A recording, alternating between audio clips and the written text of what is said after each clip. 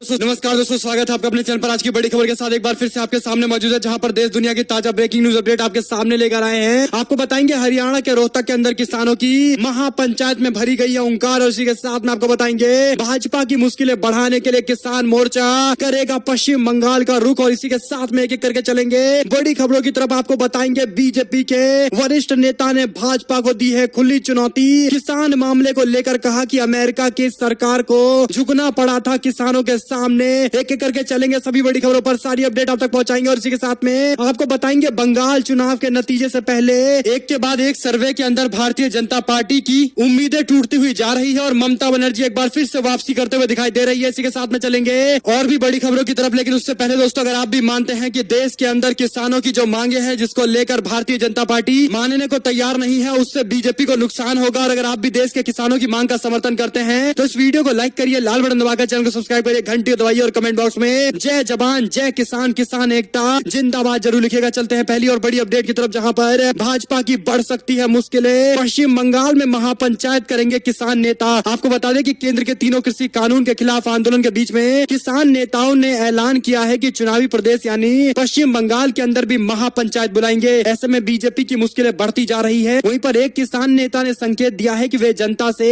ऐसे लोगों को वोट नहीं करने की अपील करेंगे, हमारी आजीविका छीनी जा रही है। किसान नेता ने यहां पर महापंचायत के दौरान ये ऐलान किया है। इसी के साथ में आपको बता दें कि भारतीय किसान यूनियन के नेता राकेश टिकैत ने एक सवाल का जवाब देते हुए कहा कि हम पूरे देश के अंदर दौरा करेंगे, हम पश्चिम बंगाल भी जाएंगे और किसानों की समस्या का मामला उठाएंगे, और जो समस्या किसान सामना कर रहे हैं उनकी मांगों को लेकर भी सरकार पे दबाव बनाएंगे। इसी के साथ में आपको बता दें कि एक और जानकारी की माने तो आंदोलन की रफ्तार को और तेज करने के लिए और आंदोलन का समर्थन बढ़ाने के लिए महापंचायत के लिए 2 मार्च को झुंझुनू जिला यानी राजस्थान जिले के अंदर होने वाली है बड़ी रैली और महापंचायत, जिस दौरान राकेश टिकैत, योगेंद्र यादव समेत कई नेता मौजूद रहेंगे। एक और जानकारी की माने तो संयुक्त किसान मोर्चा ने हरियाणा के मंत्री दलाल और विज का किसान विरोधी बताया है। आपको बता दें कि तीनों कृषि कानून को वापस लेने की मांग को लेकर आंदोलन कर रहे संयुक्त किसान मोर्चा की तरफ से प्रेस कॉन्फ्रेंस करते हुए हरियाणा के मंत्री जेपी दलाल और अनिल विज को तत्काल बर्खास्त करने की मांग की गई है। उन्हें किसान विरोधी कहा गया है। विभिन्न प्रदर्शनों में जान गंवा चुके किसानों की मौत को लेकर हरियाणा के मंत्री की तरफ से दिए गए बयान पर संयुक्त किसान मोर्चा की तरफ से टिप्पणी सामने आई है। इसी के साथ में आपको बताते चले कि पश्चिम बंगाल के अंदर ममता बनर्जी का एक बार फिर से जादू छाता हुआ दिखाई दे रहा है। बंगाल के अंदर भारतीय जनता पार्टी को तगड़ा झटका लग रहा है। आपको बता दें कि बीजेपी तकरीबन 5 सालों से बंगाल जीतने का दावा कर रही है, लेकिन एक बार फिर से बीजेपी के लिए बंगाल जीतना सपना होता हुआ दिखाई दे रहा है। पश्चिम बंगाल को लेकर 2 चुनावी सर्वे अलग अलग अनुमान व्यक्त कर रहे हैं, जहां पर CNN सर्वे के मुताबिक पश्चिम बंगाल में एक बार फिर से ममता बनर्जी की वापसी हो रही है। आपको बता दें कि तृणमूल कांग्रेस की बड़ी जीत का दावा करते हुए इस सर्वे के अंदर बताया गया है कि 294 में से 151 सीटें तृणमूल कांग्रेस आसानी से जीतते हुए दिखाई दे रही है। दक्षिण बंगाल के अंदर टीएमसी का एक बार फिर से दबदबा रहेगा। टीएमसी 41.09% वोट शेयर के साथ सबसे बड़ी पार्टी बनकर उभरेगी। वहीं पर बीजेपी दूसरे नंबर पर रहेगी। लेफ्ट कांग्रेस पार्टी का अलायंस तीसरे नंबर पर रहेगा, और अदर पार्टी को भी मिलेंगे कुछ वोट। इस सर्वे के अंदर बताया गया है कि तृणमूल कांग्रेस को 2016 के कंपेयर में थोड़ा झटका जरूर लगेगा, लेकिन आसानी से सरकार बनाने की स्थिति में तृणमूल कांग्रेस दिखाई दे रही है, और कोलकाता में टीएमसी का एक बार फिर से दबदबा बना रहेगा। मुख्यमंत्री के तौर पर ममता बनर्जी सबसे बड़ी नेता है, ये हमने आपको पहले बताया है, और बीजेपी के पास कोई विकल्प नहीं है। ऐसे में सीधे तौर पर ये लड़ाई प्रधानमंत्री नरेंद्र मोदी और ममता बनर्जी के बीच में दिखाई दे रही है, जहां पर जनता जैसे दिल्ली के अंदर मुख्यमंत्री के लिए किसी और को और प्रधानमंत्री के लिए किसी और को वोट करती है, ऐसा ही कुछ सीन बंगाल में इस सर्वे के मुताबिक दिखाई दे रहा है। आपको बता दें कि इतने चुनाव के नजदीक आने के बाद भी इस तरह के सर्वे के नतीजे स्पष्ट तौर पर दिखाते हैं कि कहीं न कहीं बंगाल में ममता बनर्जी की वापसी पूरी तरह से सुनिश्चित दिखाई दे रही है। इसको लेकर आगे जो भी अपडेट आती रहेगी आप तक लगातार पहुंचाते रहेंगे। रुक करते हैं एक और बड़ी अपडेट की तरफ, जहां पर हरियाणा के रोहतक में किसानों ने महापंचायत बुलाई। इस दौरान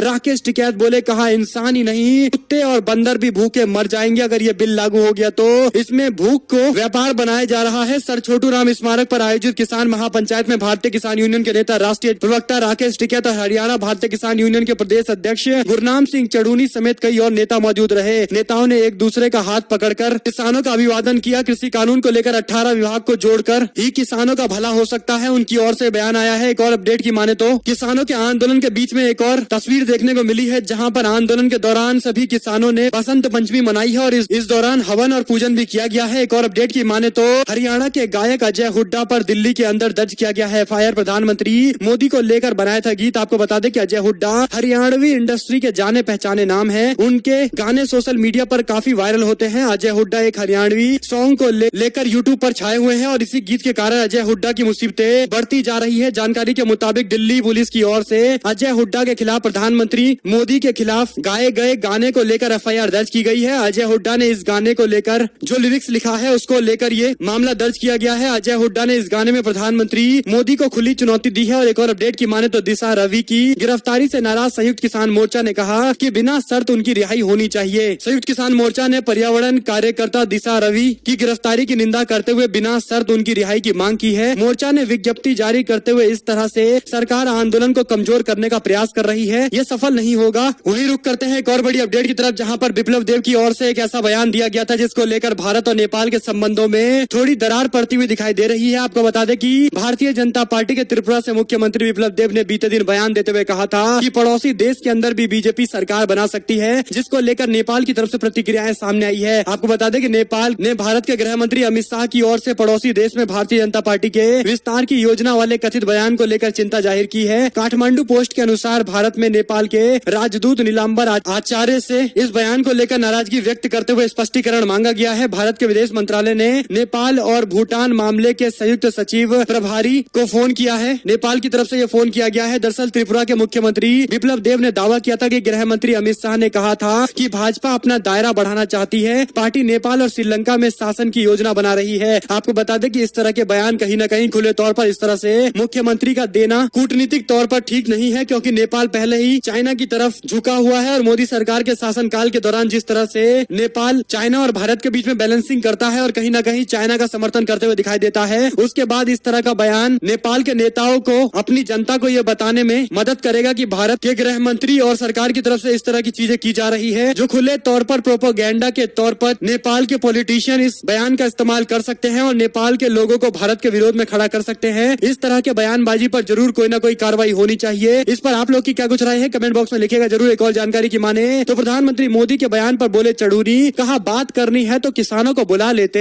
हम लोग भी बात करने को तैयार है, प्रधानमंत्री बुलाए तो सही। एक और जानकारी की माने तो आंदोलन पर चौधरी बीरेंद्र सिंह की चेतावनी, कहा किसानों ने हिला दी थी अमेरिका की सरकार। आपको बता दें कि किसान आंदोलन को लेकर भारतीय जनता पार्टी के वरिष्ठ नेता और पूर्व केंद्रीय मंत्री बीरेंद्र सिंह ने अपने सरकार को ही चेतावनी दे दी है। उन्होंने किसानों को लेकर बयान देते हुए कहा कि अमेरिका की सरकार को हिला दिया था किसानों ने। अमेरिका में 1500 किसानों ने ट्रैक्टर सड़कों पर उतारे थे और वहाँ की सरकार को कानून बदलना पड़ा था। बीरेंद्र सिंह यही चुप नहीं हुए, उन्होंने आगे कहा कि मेरी कोई मान्यता नहीं, मगर मेरी मानो तो सरकार को तीनों कृषि कानून किसानों को सौंप देना चाहिए कि सरकार ने ये बना दिया है, अब आपको जो बदलाव करना है कर लीजिए। एक और अपडेट की माने तो किरण बेदी को पुडुचेरी के उपराज्यपाल के पद से हटा दिया गया है। बीते शाम राष्ट्रपति भवन से जारी किए गए नोटिफिकेशन में ये बातें कही गई है। आपको बता दें कि किरण बेदी को पुडुचेरी के उपराज्यपाल के पद से हटाया है सरकार ने और इसे कहीं न कहीं राजनीति के तौर पर भी देखा जा सकता है, क्योंकि पुडुचेरी के अंदर कांग्रेस पार्टी के 4 विधायकों ने अब तक इस्तीफा दे दिया है, जिसके बाद राज्य के अंदर कांग्रेस पार्टी सरकार अपना बहुमत खो चुकी है। और इस तरह से किरण बेदी को हटा जाने पर आप लोग की क्या कुछ प्रतिक्रिया है, इसे आप कैसे देखते हैं, लिखिएगा जरूर। एक और अपडेट की माने तो कांग्रेस के राज्यसभा के सदस्य दीपेंद्र सिंह हुड्डा ने सोमवार को जहां पर एक और जननायक जनता पार्टी पर निशाना साधा, उसके बाद उन्होंने जननायक जनता पार्टी के नेता के बयान को लेकर भी कड़ी प्रतिक्रिया दी है। उन्होंने कहा कि लोगों ने जननायक जनता पार्टी को और भाजपा की सरकार बनाने के लिए वोट नहीं दिए हैं, बल्कि भगवा दल के सत्ता में आने से रोकने के लिए वोट दिया है। वहीं पर जननायक जनता पार्टी के राष्ट्रीय अध्यक्ष अजय सिंह चौटाला के बयान पर प्रतिक्रिया देते हुए उन्होंने कहा कि लोगों ने भाजपा को सत्ता में आने से रोकने के लिए जजपा को वोट दिया था, लेकिन जजपा आज बीजेपी की सरकार बनाने पर तुली हुई है। और एक और अपडेट की माने तो मोदी सरकार ने निजीकरण के लिए छांटे हैं 4 बैंक, आगे बड़े बैंकों का भी हो सकता है प्राइवेटाइजेशन। आपको बता दें कि आ रही बड़ी जानकारी की माने एक न्यूज एजेंसी ने छापा है कि निजीकरण को लेकर मोदी सरकार बड़ी तैयारी कर रही है। इन बैंकों के निजीकरण होने से बड़े स्तर पर कर्मचारियों की छटनी हो सकती है। वर्तमान में करीब 1.25 लाख से ज्यादा इन बैंकों पर अपनी रोजी रोटी के लिए निर्भर है। कई सारे लोग मोदी सरकार ने निजीकरण अगले पड़ाव में 4 बैंकों का चुनाव कर लिया है। इन बैंकों में bank of Maharashtra, bank of India, Indian overseas bank और सेंट्रल बैंक ऑफ इंडिया शामिल है। इनमें से 2 बैंकों का निजीकरण अगले वित्तीय वर्ष में किया जाएगा। बैंकों के निजीकरण होने से यहाँ काम कर रहे लोगों की नौकरियां खतरे में पड़ सकती है। साथ ही सरकार आने वाले समय में बड़े बैंकों का भी प्राइवेटाइजेशन कर सकती है। समाचार एजेंसी राइटर्स के अनुमान के मुताबिक 4 बैंकों में 2 बैंकों का निजीकरण 2021 और 22 में हो सकता है। हालांकि सरकार ने अभी इसको लेकर सार्वजनिक तौर पर इन बैंकों के नाम की घोषणा नहीं की है। असल में सरकार निजीकरण के जरिए अपनी आय का स्रोत बढ़ाना चाहती है, इसलिए सरकार बड़े स्तर पर निजीकरण का प्लान बना रही है। एक और अपडेट की माने तो कोर्ट ने कहा कि असंतुष्ट लोगों को चुप कराने के लिए राजद्रोह का कानून नहीं लगा सकते हैं। किसान प्रदर्शन को लेकर दिल्ली की एक अदालत ने कहा कि असंतुष्टों को चुप कराने के लिए राजद्रोह का कानून नहीं लग सकता है। आपको बता दें कि दिल्ली की एक अदालत ने कहा कि उपद्रवियों का मुंह बंद कराने के बहाने असंतुष्टों को खामोश कराने के लिए राजद्रोह का कानून नहीं लगाया जा सकता है। अतिरिक्त सत्र न्यायाधीश धर्मेंद्र राणा ने किसानों के चल रहे प्रदर्शन के दौरान फेसबुक पर वीडियो डालकर कथित रूप से राजद्रोह और अफवाह फैलाने के आरोप में दिल्ली पुलिस द्वारा गिरफ्तार किए गए 2 व्यक्ति को जमानत देने के दौरान ये टिप्पणी की है। इसी के साथ में एक और अपडेट की माने तो जेपी नड्डा ने बुलाई बीजेपी के किसान नेताओं की बैठक और इस दौरान पार्टी के नेता मौजूद रहे जिन्होंने किसानों के चल रहे आंदोलन को लेकर अपनी अपनी राय रखी है। आपको बता दें कि तीनों कृषि कानून को लेकर पिछले सितंबर के महीने से ही लगातार विपक्ष के कड़े विरोध के बाद पंजाब और हरियाणा के कई नेताओं के साथ साथ राजस्थान और यूपी के भी कई सारे नेताओं के साथ बीजेपी के राष्ट्रीय अध्यक्ष के साथ साथ गृह मंत्री ने भी बैठक बुलाई है। इस दौरान पंजाब, हरियाणा, राजस्थान, उत्तर प्रदेश के पार्टी के नेता मौजूद रहे। खबरों के मुताबिक जेपी नड्डा पार्टी के नेताओं के साथ रात में डिनर भी करते हुए दिखाई दिए। इस बैठक में हिस्सा लेने के लिए गृह मंत्री अमित शाह समेत कई नेता पहुंचे थे। बैठक में शामिल होने के लिए नेता सतपाल सिंह, भूपेंद्र यादव, केंद्रीय राज्य मंत्री संजीव बालियान, लक्ष्मी नारायण चौधरी, राजकुमार चाहर भी मौजूद रहे। इसके साथ ही जेपी नड्डा की तरफ से बुलाई गई बैठक में हरियाणा के नेता ओम प्रकाश धनखड़, जोपी दलाल को भी बुलाया गया था। इसी के साथ में पश्चिमी उत्तर प्रदेश और हरियाणा के सभी जाट सांसदों और विधायकों को भी बुलाया गया। गौरतलब है कि इन तीनों कृषि कानून को लेकर पिछले सितंबर से विपक्ष के कड़े विरोध के साथ ही संसद के अंदर भी विपक्ष के तीखे तेवर को लेकर और जिस तरह से बीजेपी का विरोध जमकर हो रहा है, उसके बाद भारतीय जनता पार्टी ने ये स्टेप उठाया है। हालांकि इसको लेकर एक बात सामने आई है कि भारतीय जनता पार्टी के नेताओं ने ये कहा है कि ये किसानों का आंदोलन नहीं है, इसके पीछे कुछ और ताकतें हैं और इसीलिए किसानों के पास जा जाकर बीजेपी के नेता आगे आने वाले दिनों के अंदर पंचायत करेंगे और खाप पंचायतों को समझाएंगे। रुक करते हैं एक और बड़ी अपडेट की तरफ, जहां पर टूल किट केस के मामले को लेकर ऋषा रवि की गिरफ्तारी पर महिला आयोग ने दिल्ली पुलिस को नोटिस भेजा है। पूछा मनपसंद वकील देने की मांगों को क्यों नहीं माना गया। और एक और अपडेट की माने तो असम के बाद अब इन राज्यों के अंदर 5 रुपए सस्ता हुआ पेट्रोल। आपको बता दें कि जहां जहां चुनाव है वहां पेट्रोल और डीजल के दाम में घटौती देखने को मिल रही है। दरअसल पेट्रोल और डीजल के बढ़ते बेतहाशा बढ़ोतरी के बीच में मेघालय राज्य के अंदर भी थोड़ी राहत दी गई है। मेघालय के मुख्यमंत्री कोनराड संगमा की ओर से पेट्रोल और डीजल पर वैट की कमी की गई है। एक और अपडेट की माने तो कोलकाता के अंदर सीएम ममता बनर्जी ने लॉन्च की मां कैंटीन, मात्र 5 रुपए में मिलेगा भोजन। बीजेपी के नेताओं ने विरोध भी किया था, लेकिन अब ये कैंटीन लॉन्च कर दिया गया है, यानी 5 रुपए में भरपेट खाना दिया जाएगा। अम्मा कैंटीन के तर्ज पर ये कैंटीन चलने वाला है बंगाल के अंदर में। एक और अपडेट की माने तो दुर्गा पर टिप्पणी को लेकर दिलीप घोष की जमकर किरकिरी हो रही है और राज्य के अंदर भारतीय जनता पार्टी नेता ने जिस तरह से मां दुर्गा को लेकर टिप्पणी की है, उसके बाद बीजेपी बैकफुट पर है। बावजूद इसके दिलीप घोष इस पर माफी मांगने को तैयार नहीं है और कह रहे हैं कि टीएमसी के पास कोई मुद्दा ही नहीं है। दिलीप घोष ने अपने पुराने बयान का बचाव करते हुए कहा कि दुर्गा का राजनीति से कोई लेना देना नहीं है, दुर्गा देवी है। घोष ने कहा कि तृणमूल कांग्रेस के पास कोई मुद्दा नहीं है, इसलिए वो इस मुद्दे को उठा रही है। आपको बता दें कि उनके इस बयान को लेकर जो उन्होंने दिया था, जिसमें उन्होंने कहा था कि भगवान राम राजा थे, गांधी जी ने भी राम राज्य की कल्पना की थी, दुर्गा पता नहीं कहां से आ जाती है, इस तरह का उन्होंने